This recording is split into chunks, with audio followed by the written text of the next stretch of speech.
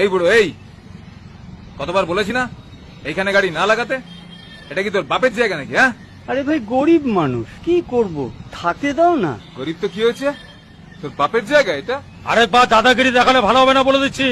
যান যান এখান থেকে। বুড়ো মানুষকে ধমকাচ্ছে। দাঁড়ান, দেখাচ্ছি দুজনকে। কাকা কত করে? এমনিতে দাম 100 টাকা, আপনাকে 50 টাকায় দেবো। মনে হচ্ছে আপনি ভালো মানুষ। 1 কিলো দিয়ে দিন।